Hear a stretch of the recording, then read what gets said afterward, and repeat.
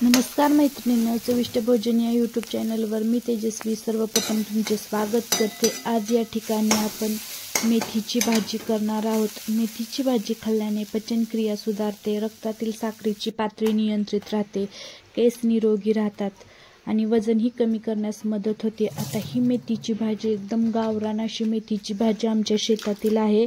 मी नीट करून घेतलेली आहे आणि एका ताटामध्ये आता आपल्याला पाणी निथळण्यासाठी ठेवायचे आहे।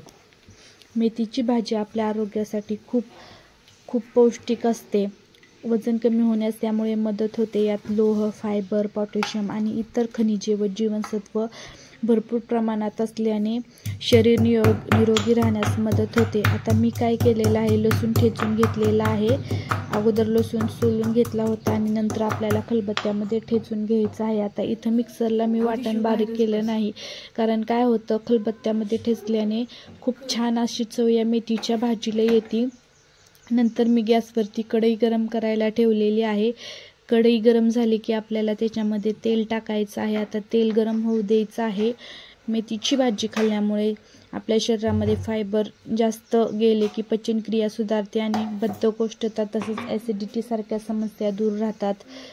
मेथीमध्ये असलेले 4-हायड्रॉक्सी आयसोल्युसिन हे संयुग रक्तातील ग्लुकोजची पातळी कमी करण्यास मदत करते, ज्यामुळे मधुमेहाच्या रुग्णासाठी हे फायदेशीर ठरते। आता तेल गरम झालं की आपल्याला त्याच्यामध्ये सुरुवातीला मोहरी टाकायची, नंतर जिरी टाकायची, नंतर त्यामध्ये आपण ठेचून घेतलेला लसूण आहे तो टाकायचा आहे, नंतर आपल्याला याच्यामध्ये हळद टाकायची आहे।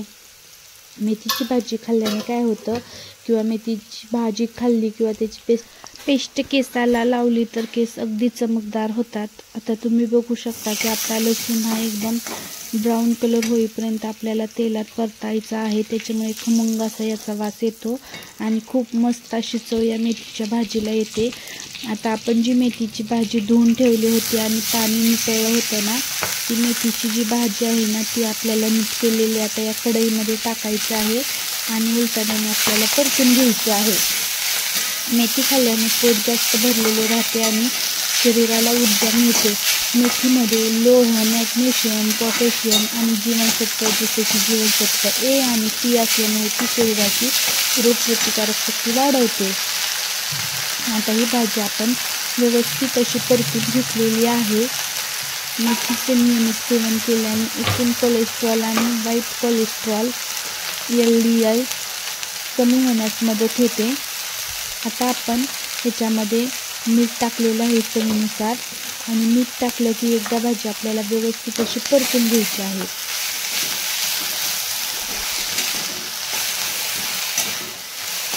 तुम्ही जर गरम भाकरी केली आणि त्याच्यासोबत जर मेथीची भाजी खाल्ली ना, आपल्याला जेवण पण खूप छान जातं।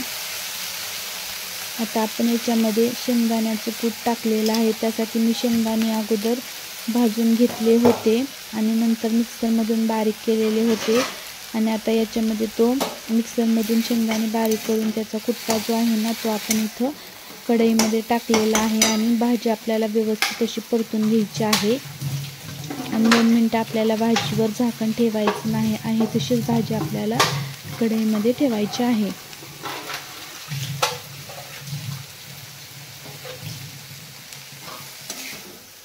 मेथीची भाजी खाल्ल्याने काय होतं, पचनक्रिया पण सुधारते, रक्तामध्ये साखरेची पातळी आहे, रक्तातील साखर जी आहे ती कमी होते, नंतर केस निरोगी राहतात आणि वजनसुद्धा कमी होण्यास मदत होते। यात लोह, फायबर असते, पोटॅशियम असते आणि जीवनसत्वे भरपूर प्रमाणात असल्यामुळे शरीर निरोगी राहण्यास मदत होते।